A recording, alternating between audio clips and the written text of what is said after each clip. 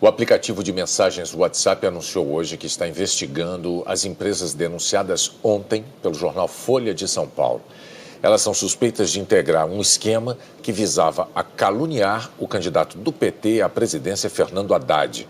As contas dessas empresas foram bloqueadas pelo WhatsApp. O aplicativo de mensagens anunciou em nota que tem tomado providência similar desde o início do processo eleitoral.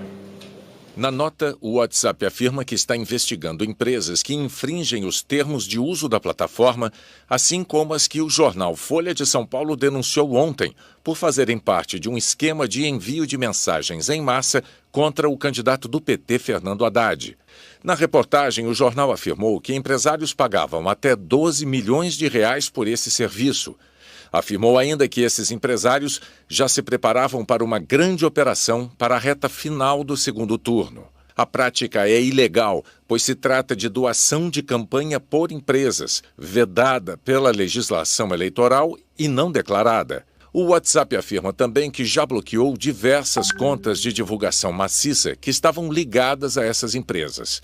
Além das citadas pela Folha, o WhatsApp diz que não comenta quantas empresas já foram notificadas, nem os seus nomes. Na nota, o WhatsApp diz ainda que já baniu centenas de milhares de contas durante o período eleitoral de forma proativa, ou seja, por iniciativa própria. A empresa afirma que isso foi possível porque dispõe de tecnologia de ponta, capaz de detectar contas com um comportamento anormal, como, por exemplo, espalhar desinformação ou mensagens não solicitadas pelos usuários, o chamado spam. O jornal Folha de São Paulo citou as empresas Quick Mobile, Yakovs, Croc Services e SMS Market como sendo aquelas que estariam vendendo o impulsionamento em massa de mensagens contra o PT e seu candidato. E Luciano Hang, dono da Avan, como sendo um dos empresários que financiaram tal atividade. O jornal não exibiu documentos nem mencionou relatos de testemunhas. O empresário Luciano Hang negou que tenha comprado impulsionamentos e desafiou a Folha de São Paulo a mostrar algum contrato seu com empresas que usam o WhatsApp. Vamos agora ao que dizem os demais citados. A SMS Market de Bauru, no interior de São Paulo, publicou uma mensagem no Facebook afirmando que as regras da empresa não permitem nenhum tipo de divulgação do setor privado para promoção ou incentivo de votação em qualquer candidato e que, portanto, todas as informações relacionadas à empresa não passam de mentiras infundadas. A Quick Mobile de Belo Horizonte, em Minas Gerais, disse em nota que encaminhou a notificação do WhatsApp para o departamento jurídico e que tomará as medidas necessárias partindo do fato de nunca ter feito nenhum tipo de divulgação para o deputado Jair Bolsonaro, nem para o partido dele ou para qualquer empresário, e que não realiza divulgação de nenhum tipo de conteúdo difamatório ou ilícito. Nossas equipes em Uberlândia, no Triângulo Mineiro, estiveram nos 2 endereços divulgados pela empresa Croc Service na internet. O primeiro é uma residência e ninguém conhece a empresa. No segundo, funciona uma consultoria empresarial. A empresa Yakovs, com sede na cidade de São Paulo, não quis comentar nem recebeu a nossa equipe, mas publicou uma nota dizendo que foram citados erroneamente como participantes de um suposto esquema de favorecimento ao candidato à presidência Jair Bolsonaro e que não tem qualquer envolvimento com os fatos citados. Com base na reportagem da Folha, o PT entrou ontem com uma ação de investigação no Tribunal Superior Eleitoral e pediu que o tribunal declare o candidato Jair Bolsonaro inelegível por 8 anos. Na ação, o PT afirma que o presente caso trata do abuso de poder econômico e uso indevido dos veículos e meios de comunicação digital perpetrados pelos representados, uma vez que estariam beneficiando-se diretamente da contratação de empresas de disparos de mensagens em massa, configurando condutas vedadas pela legislação eleitoral. Na ação, o PT também afirma que o caráter eleitoral dos fatos narrados é evidente, além de demonstrar potencial suficiente a comprometer o equilíbrio do pleito eleitoral de 2018. E o PDT entrou agora há pouco com uma ação no TSE. O partido quer uma nova eleição de primeiro turno sem o candidato Jair Bolsonaro. O ministro Jorge Mussi, corregedor do Tribunal Superior Eleitoral, abriu a investigação pedida pelo PT contra o candidato Jair Bolsonaro, do PSL, mas rejeitou todas as medidas cautelares solicitadas, como busca e apreensão e quebra de sigilo. Segundo o ministro Jorge Mussi, a concessão de liminares antes de ouvir a outra parte deve ser feita com cautela e o pedido do PT é baseado apenas em matérias jornalísticas que não permitem, neste momento, demonstrar a veracidade das suspeitas. Jorge Mussi destacou que a questão será analisada em momento próprio durante o curso da ação.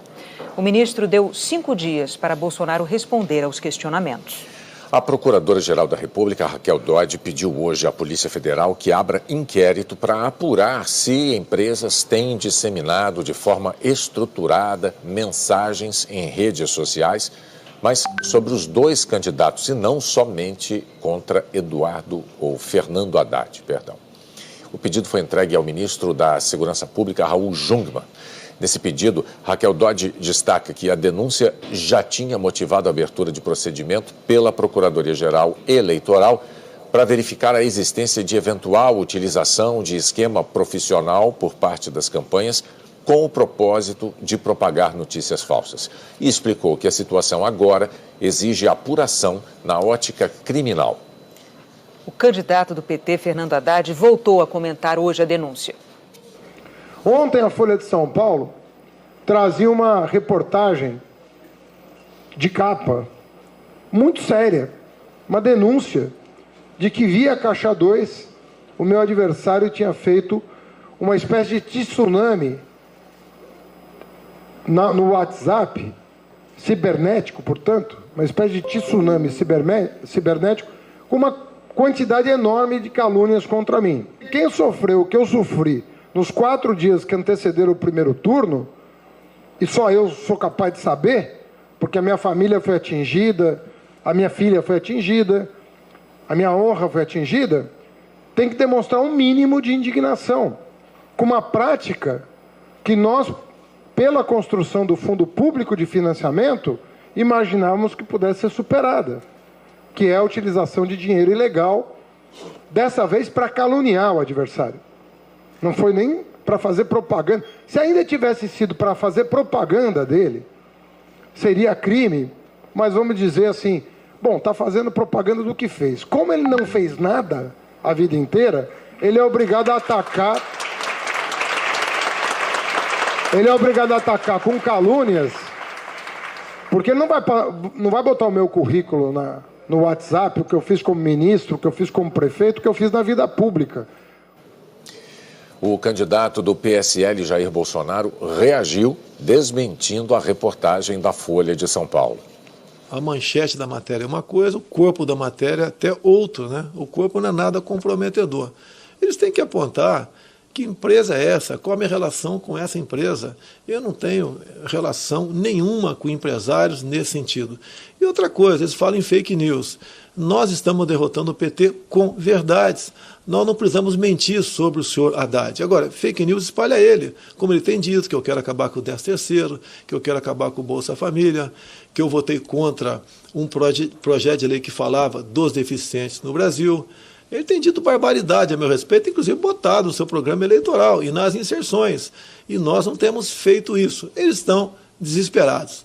Não vão conseguir atingir seu objetivo, até porque eu estou tranquilo. Diz mais ainda, o próprio Haddad agora diz que eu, em jantares, havia estimulado o empresário a fazer isso aqui. Deixo claro, desde o dia 6 de setembro estou fora de combate. Fiquei 23 dias dentro do hospital e agora dentro da minha casa. Não participei de jantar com quem quer que seja. O candidato do PSL, Jair Bolsonaro, defendeu hoje a liberdade de imprensa e falou sobre propostas para a área da saúde. Ele disse que, sem indicação partidária e combatendo a corrupção, a pasta terá dinheiro para voltar a fazer investimentos. Jair Bolsonaro passou o dia em casa. No início da tarde, ele recebeu a visita de deputados da bancada católica.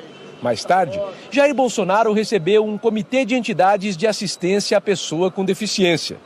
Segundo o deputado Onyx Lorenzoni, do Democratas, que intermediou a conversa, a defesa da população com deficiência será prioridade num eventual governo.